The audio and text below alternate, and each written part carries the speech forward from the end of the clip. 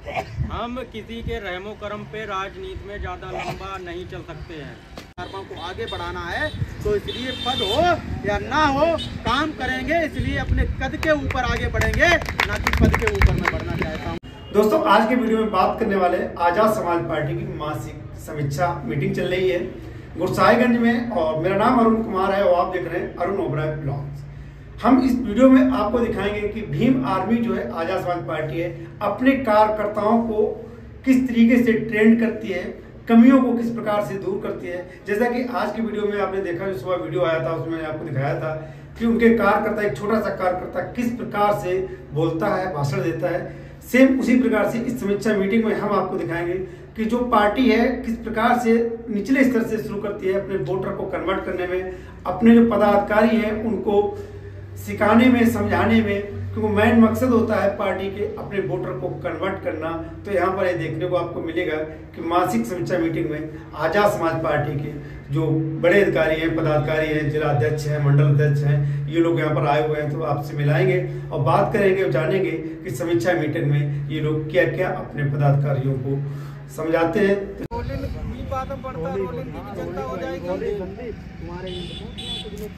यार संदीप की जिम्मेदारी होगी, बातें जनता इकट्ठा करना है, वो कच्चों वालों को और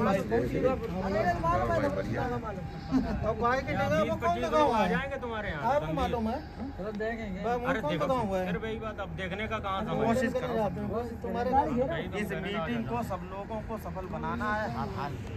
आ जाओ भाई। भैया परिचय हो भैया थोड़ी। अरे चांद भाई बताओ, अपना परिचय बताओ।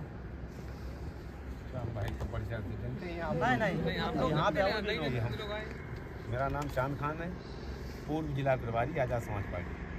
भैया तुम भी बताओ, अपना नाम बताओ। नाम अशोक है। पीछे वाले बताओ।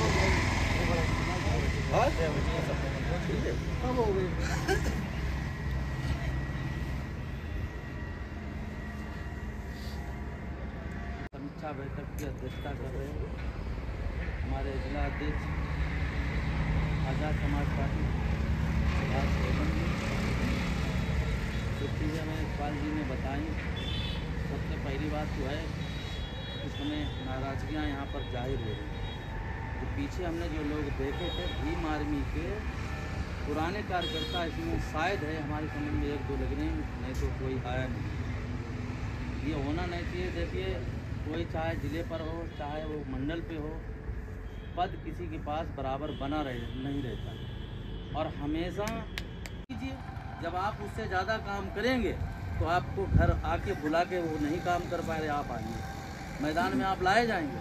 तो ये अंदर की ये कमियां निकालिए। और रही बात ये कि सुझाव आज ज़्यादा दीजिए, जैसे मतलब जिसको लग रहा है कि यहाँ पर कुछ कमियाँ हमारे गाँव में, कुछ लोग नहीं आते हैं या कुछ लोग जुड़ना चाहते हैं, तो यहाँ पर मंडल प्रभारी भी बैठे हैं, जिला अध्यक्ष भी बैठे हैं, इनको भी सुझाव दीजिए कि हमारे यहाँ आके जिस गांव में नहीं हम लोग पहुँच सके अभी तक, तो उन गाँव में हम लोग पहुँचें और ज़्यादा से ज़्यादा। और जहाँ पर बैठें, अगर राजनीति की बात होती है कहीं पर बैठ के, आप अपनी ज़रूर बड़े भाई चंद्रशेखर की बात भी रखें, उनने जो अच्छाइयाँ की हैं जहाँ जहाँ पे मतलब उन्होंने आंदोलन, उनके बारे में भी बताइए। हाँ, ये तो नहीं कि हम अपने लिए काम करते हैं। हाँ, मेरे जो भीम आर्मी के जो कार्यकर्ता थे वो आज आए नहीं हैं यहाँ पर। पता नहीं, मैंने दो तीन बार फोन किया कि हम आइए, आज समीक्षा बैठक है, फिर वो आए नहीं। चलो नहीं आए, कोई बात नहीं है, नहीं आए हैं। हम तो अपने भाई साहब के लिए, मैं कहा नाम भीम आर्मी चंद्रशेखर के लिए हम तो काम कर रहे हैं और करते रहेंगे हमेशा, जब तक बढ़िया तरीके से काम करेंगे, तभी मेरी भीम। जय भीम। समाज में जन्मे सभी संतों महापुरुषों को नमन करते हुए, खास तौर से बाबा साहब डॉक्टर BR अम्बेडकर को नमन करते हुए, शोषित वंचित समाज को उत्तर प्रदेश में 4 बार सत्ता स्थापित कराने वाले मानवर कांतीराम जी को नमन करते हुए, और बहुजन समाज में जितने भी संत गुरु महापुरुष जन्मे उन सभी को नमन करते हुए, आज की समीक्षा बैठक, ये समीक्षा बैठक 15 तारीख को होनी थी, लेकिन भीम आर्मी के राष्ट्रीय अध्यक्ष भाई विनय रतन सिंह का प्रोग्राम कानपुर में लग गया। तो इस वजह से वो समीक्षा बैठक उसको स्थगित करना पड़ा। और उसके बाद आज 17 तारीख को हम लोग इस मीटिंग का आयोजन कर रहे हैं। जिस तरीके से हमारे गुड्डू भाई ने बताया है कि पद जो होता है वो किसी का स्थायी पद नहीं होता है। राजनीति में पद जो है वो कभी भी स्थायी नहीं होता है, अस्थायी होता है। जो आज है कल नहीं होगा। और राजनीति में आपको साबित करना होता है। हम किसी के रहमो करम पे राजनीति में ज़्यादा लंबा नहीं चल सकते हैं। अगर हमारे पांव मजबूत नहीं हैं तो बहाव में हम बह जाते हैं। बह जाएंगे, आप नदी में खड़े हों और बहाव तेज हो, अगर आपके पांव जो है ना अगर मजबूती के साथ उसमें स्थापित नहीं है तो आप उसी के बहाव में चले जाएंगे। तो राजनीति में आपको स्थापित होना पड़ेगा। स्थापित होने का मतलब है आपको काम करना पड़ेगा। आप किसी के दाएं बाएं खड़े होने से राजनीति में आप ज़्यादा दिन तक नहीं टिक सकते हैं। उसके लिए काम करना पड़ता है।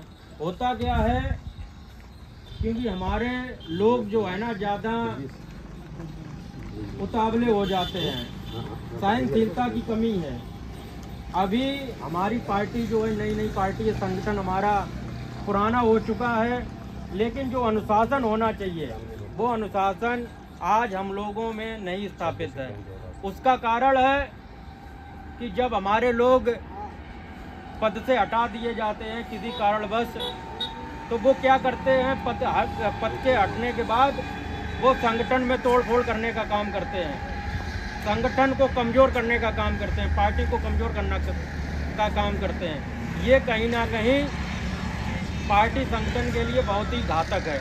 एडवोकेट चंद्रशेखर आज़ाद जी जो हमारे समाज के लिए, हमारे लोगों के लिए दिन रात एक किए हुए हैं, संघर्ष की बदौलत आज वो सांसद बने हैं। नगीना से उनको सांसद बनाया गया है। और आप देखते होंगे कि शायद है पूरे भारत में आज की तारीख में एडवोकेट चंद्रशेखर आज़ाद कितनी आज के समय में कोई नेता काम नहीं कर रहा है जितना एडवोकेट चंद्रशेखर आज़ाद जी काम कर रहे हैं। चाहे वो सड़क हो, चाहे वो संसद हो, और अभी जो मैदान में उन्होंने कीर्तिमान स्थापित किया है, तो ये कहीं ना कहीं हमारे लिए बहुत ही गौरवान्वित करने वाला ये दिन था, जो उन्होंने मैदान में जाकर एक अपने समाज की एक पहचान दिखाई कि हम लोग किसी के मुकाबले में कम नहीं है, लेकिन हम लोगों को अवसर नहीं दिए जाते हैं।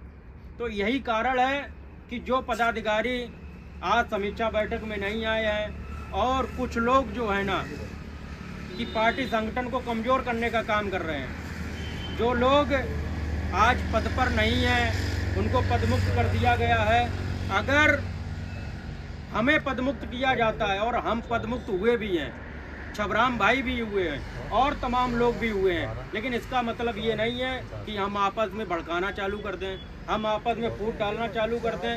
अगर हमको हटाया गया है तो कोई ना कोई कमी की वजह से हटाया गया है, और उस कमी को अगर हमें साबित करना है तो हम वो काम करके साबित करेंगे और हम दिखाएंगे अपने उच्च पदाधिकारियों को कि आपने हमें जिस कमी की वजह से निकाला है आज हम उस कमी को पूरा कर रहे हैं और हम उससे अच्छा काम करके दिखा रहे हैं। और आप विश्वास मानिएगा, 2022 का चुनाव हुआ था, उसके बाद मुझे जिलाध्यक्ष के पद से हटा दिया गया था। यहाँ पर जो पुराने साथी सभी को पता है, तो एक नए जिलाध्यक्ष को बना दिया गया।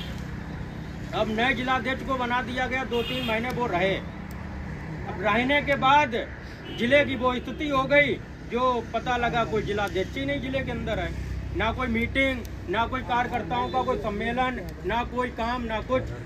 तो बाद में ढूंढ डांड के फिर हम ही को प्रेशर किया गया।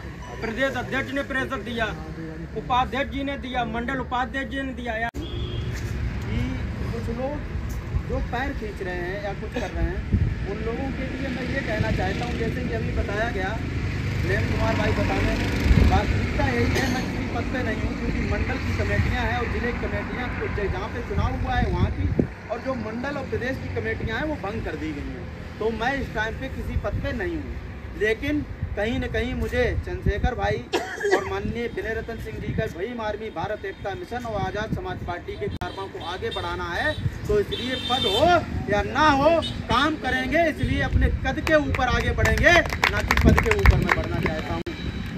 सबसे बड़ी चीज़ अभी शकील भाई ने बहुत अच्छी बात कही है। शकील भाई इतने अच्छे आदमी हैं, पीसीसी मेंबर भी रहे हैं। कांग्रेस में पीसीसी मेंबर की क्या हैसियत होती है मैं आप लोगों को बता देता हूँ। कांग्रेस एक राष्ट्रीय स्तर की पार्टी है। जो राष्ट्रीय अध्यक्ष अगर राहुल गांधी, प्रियंका गांधी या सोनिया गांधी बनती हैं, उनके लिए पीसीसी मेंबर जो है वो वोट करता है।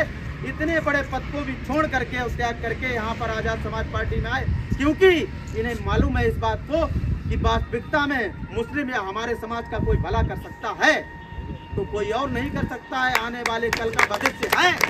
तो वास्तविकता में एडवोकेट चंद्रशेखर आज़ाद जी हो हैं, क्योंकि दलित हो, मुस्लिम हो या बैकवर्ड समाज हो, कोई भी समाज हो, उसकी अगर लड़ाई लड़ने का काम अगर कर रहा है सांसद में, तो कौन कर रहे हैं?